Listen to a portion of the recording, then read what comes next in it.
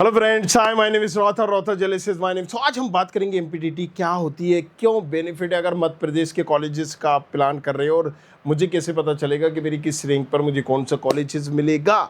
सो आज सारी चीज़ों को समझेंगे। चलिए शुरू करते हैं। राइट, एमपीटीटी मतलब मध्य प्रदेश में क्यों देते हैं हम इसको। एमपी के जितने भी गवर्नमेंट प्राइवेट कॉलेजेस हैं इसमें एडमिशन लेने के लिए, किसमें, बीटेक में, राइट, कौन सी ब्रांच, कोई भी ब्रांच हो, इनमें एडमिशन लेने के लिए एमपीडीटी काउंसलिंग होती है। ये एमपीडीटी है क्या, ये गवर्नमेंट ऑर्गेनाइजेशन है जो मेक श्योर करती है क्लियरिटी, पारदर्शिता के हिसाब से आपकी रैंक आपकी कैटेगरी पे आपको विदाउट कोई धांधली के, राइट, यहाँ पर सीटें मिले।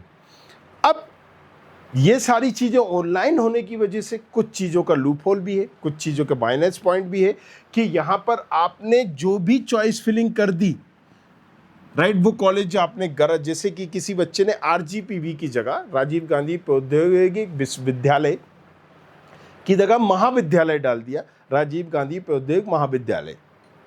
तो आरजीपीएम वो एक प्राइवेट कॉलेज है, विश्वविद्यालय से महाविद्यालय पढ़ने में जरा सी गलती हो गई तो पहले नंबर पर भैया आपने डाला है तो आपको ये कॉलेज मिल जाएगा, और वहाँ पर आपको फिर नीचे बहुत अच्छे कॉलेजेस भी डले होंगे तो वो नहीं मिलेंगे आपको, या तो रिपोर्ट पे वहीं करना पड़ेगा या सीट छोड़नी पड़ेगी।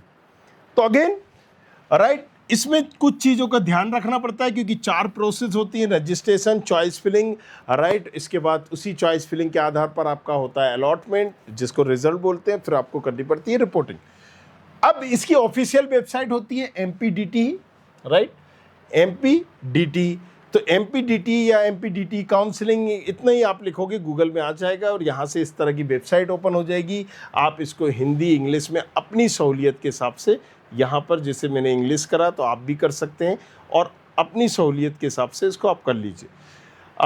संस्थाओं की जानकारी, कितने ऑर्गेनाइजेशन मतलब कितने कॉलेजेस इसमें बैठ रहे हैं, चेक कैंडिडेट स्टेटस भी, जब आपको कुछ मिलेगा तो आप पर्टिकुलर अपना स्टेटस भी देख सकते हैं। अभी हमें कोर्स शूट करना है तो भाई कौन सा चाहिए, आर्किटेक्चर चाहिए या फिर आपको टेक्नोलॉजी चाहिए, मतलब बीटेक चाहिए, बीटेक चाहिए तो शेड्यूल आप यहाँ से देख लीजिए, ये शेड्यूल आ गया। रूल बुक देखना है तो रूल बुक आप वहाँ से देख लीजिए। देखिए 28 तारीख से काउंसलिंग स्टार्ट है।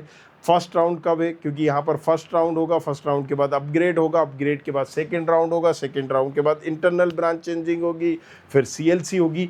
तो अब पॉइंट पे आते हैं, एमपीडीटी क्यों हो रही है भाई, यहाँ पर गवर्नमेंट और प्राइवेट कॉलेजेस के लिए। कहाँ के गवर्नमेंट प्राइवेट, एमपी के।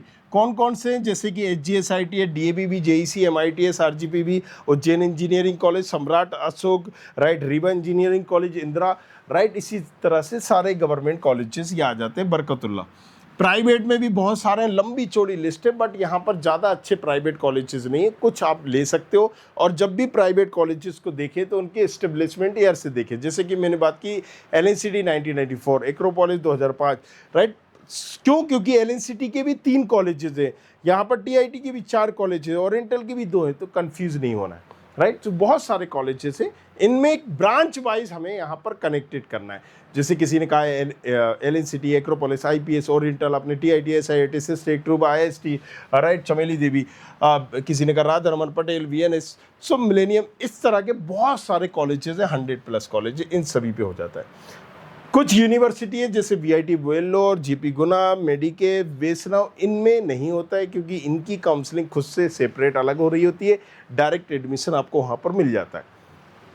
अच्छा, अगर वो भी टारगेट करते हो तो उसके लिए भी हम गाइड करते हैं, लेकिन जब तुम बताओगे कि भाई तुम्हारी प्रोफाइल क्या है, एग्जैक्टली बजट क्या है, तो उसके हिसाब से हम ये गाइड कर देते हैं कि तुम्हारे लिए बेटर क्या होगा।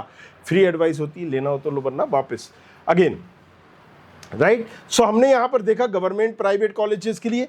अब इसमें होता क्या है, आपने रजिस्ट्रेशन किया, जो आप हो वो आपको बताना है, राइट, सारी चीज़ें, सारी इन्फॉर्मेशन में एससी कैटेगरी का हूँ, ओबीसी कैटेगरी का हूँ, मेरे 10th 12th में ये मार्क्स हैं, वही सब, डोमिसाइल है या नहीं है। अगर आपने यस करा तो मतलब आप 90% सीटों के लिए एलिजिबल हो, नो करा तो आप आउटसाइड इंडिया हो, आपको यहाँ पर ये बता रहा है। कुछ चीज़ें ज़रूरी हैं ध्यान में रखने की।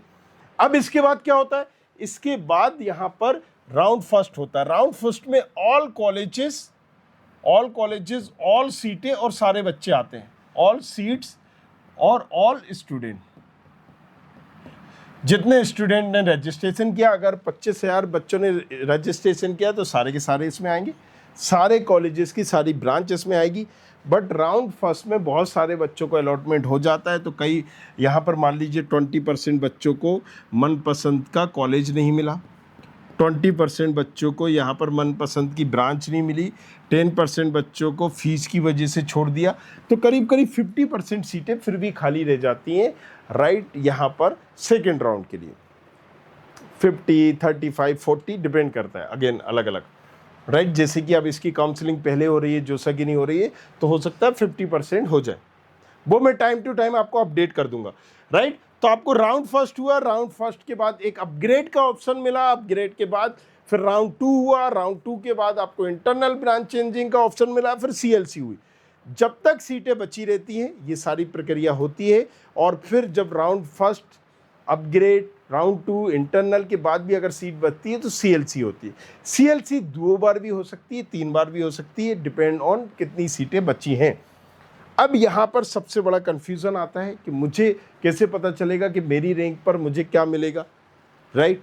तो ये पेचीदा सवाल है, सबका अलग अलग है, मैंने बहुत सारी वीडियो बनाई हुई है, बट studentkhabri.com पर जब आप जाओगे यहाँ पर तो इसका सॉल्यूशन जरूर मैं आपको दे सकता हूँ। या तो आप प्रोफाइल एनालिसिस फॉर्म भरो, उसमें बताओ, या studentkhabri.com पर जाओ, यहाँ प्रेडिक्टर पर जाओ, प्रेडिक्टर में आप MPDT पर जाओ, MPDT पर जैसे ही जाएंगे तो यहाँ पर आपको गो टू प्रेडिक्टर पर जाओगे, रैंक डालोगे, आपकी जो रैंक है, मेरी नहीं राइट, मैंने डाला 1,14,512, कैटेगरी जो आपकी है वो आप यहाँ पर डालेंगे। आपने रैंक डाली, कैटेगरी डाली, उसके बाद हमने यहाँ पर प्रेडिक्ट कर दिया। जब आपने प्रेडिक्ट करा तो ये सारे ऑप्शंस आपको पता चल जाएंगे, मुझे कौन कौन से कॉलेज में कौन कौन सी ब्रांच मिल रही है।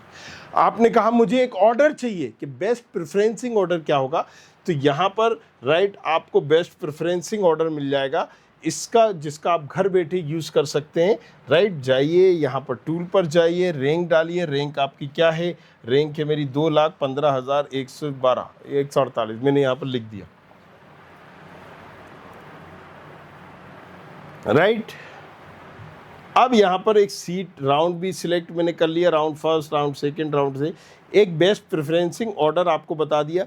ये देखिए पहले के नंबर पर ये कॉलेज डालिए HGS-ITS की CS, दूसरे पर आप DAV भी डालिए या HGS-ITS की IT, आपको टिक करते जाना है बस यहाँ। और बाद में जब आप इसको सेव करेंगे तो पूरी लिस्ट बता देगी, और ये भी बताएगा कि ये मिल सकता है, ये नहीं मिलेगा, और ये मिलने के बिल्कुल चांसेस नहीं है। मैंने डार्क मोड किया है तो इसलिए आपको नहीं दिखेगा।